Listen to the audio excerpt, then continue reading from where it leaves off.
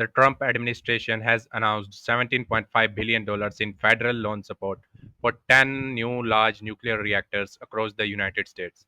The first question people ask is, why is America suddenly investing in nuclear power again? The answer is electricity demand.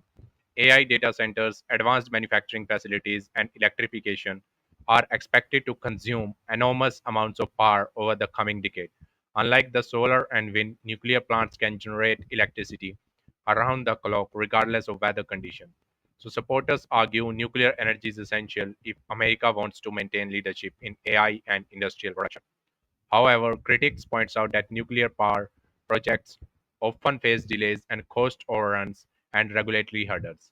So key thing to watch is whether these reactors can actually be built on schedule because America's future AI ambitions may depend as much on electricity generation as on advanced chips. Moving on to the next story, China has taken back the lead of the world's fastest supercomputer for the first time since 2017, overtaking the United States in the latest global rankings. The immediate question is, does this mean China has surpassed America in AI? Not necessarily. Supercomputers and AI systems are related but not identical.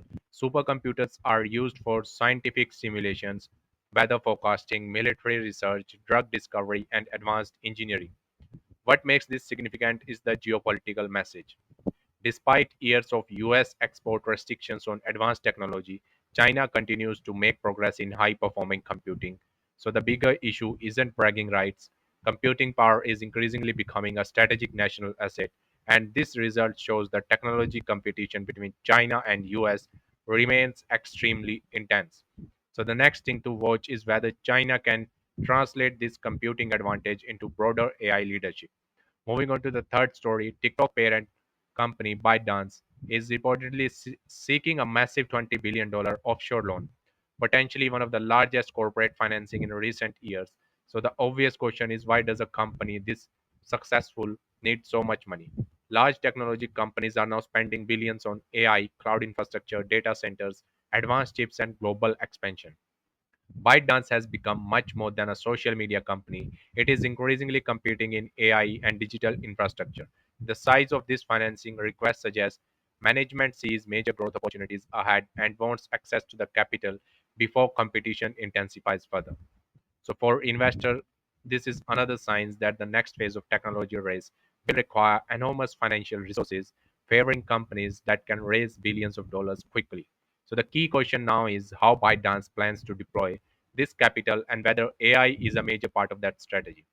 Moving on to the first story, humanoid robot maker Agility Robotics is set to go public through a SPAC merger that values the company at roughly $2.5 billion.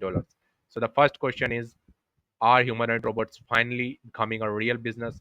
For years, robot companies generated excitement but struggled to find practical commercial uses.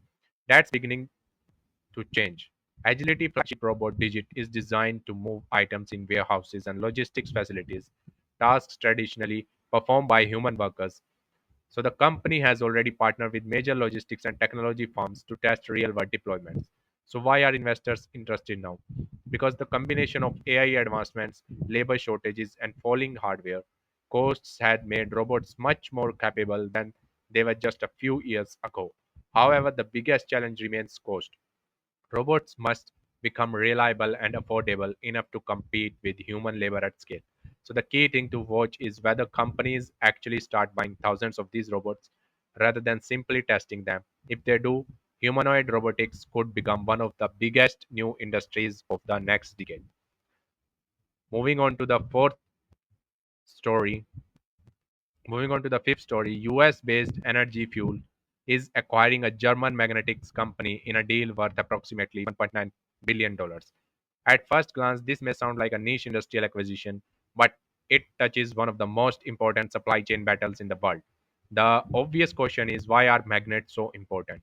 Rare earth magnets are essentially components in electrical vehicles, wind turbines, industrial robots, missile systems, and many advanced technology.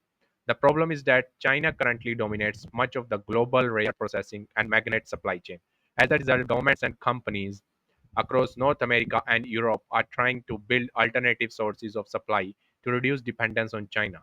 So, this acquisition will give energy fuels a stronger position across the critical minerals value chain, moving beyond simply mining materials towards producing higher value industrial products. So, the bigger story here is that critical minerals are becoming strategic assets. Just as countries once worried about securing oil supplies, they are now increasingly focused on securing the materials needed to power the technologies of the future. The key thing to watch is whether Western countries can successfully build competitive supply chain outside China over the next decade.